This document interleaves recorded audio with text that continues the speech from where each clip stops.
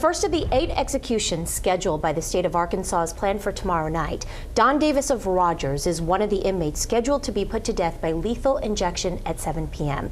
Joining us now is Nathan Smith, the prosecuting attorney of Benton County. Nathan, thank you so much for joining us here today. Thank you for having me. You were not the prosecutor who pursued the Don Davis trial in the 1990s, but you have experience with the death cases. For example, the last 2 inmates who were put on death row, Zachary Hawley and Mauricio Torres.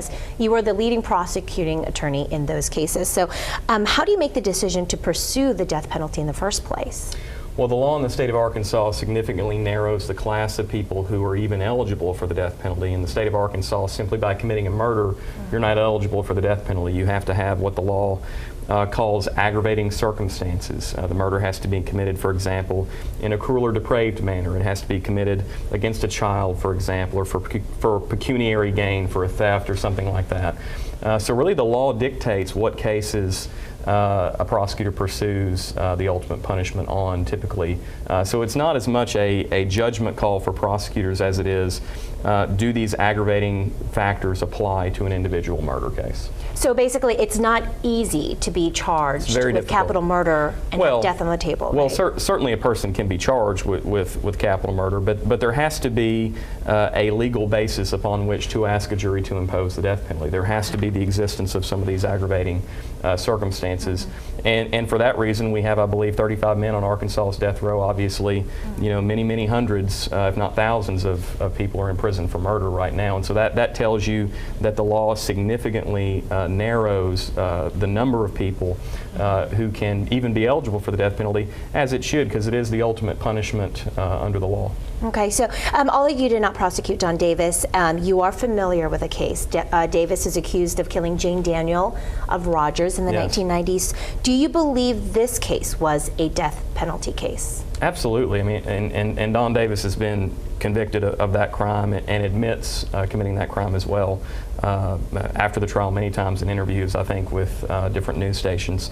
So I think if you look at that murder case, it was a case where Don Davis did not have to murder Jane Daniel. He chose to do so. He murdered her in the course of that aggravated robbery. Clearly it was a death penalty case. It was taken to trial.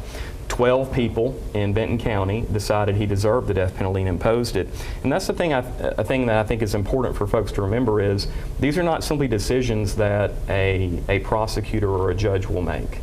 This is a decision made by our citizens who serve on juries, and then that decision is imposed by the judge at trial. So I think absolutely Don Davis is a death penalty case, and I think the will of the jurors in that case should be respected. Zachary Hawley and Mauricio Torres, once again, are the 2 men that you prosecuted. When do you think they will have an execution date? Because this is taking decades. Sure.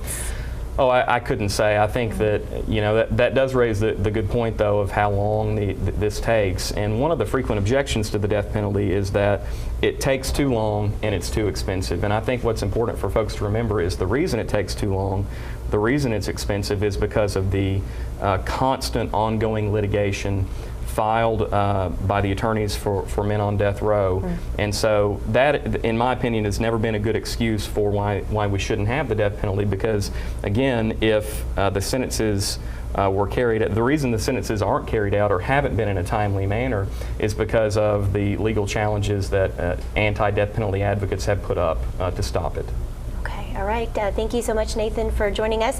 Nathan Smith, the prosecuting attorney for Benton County.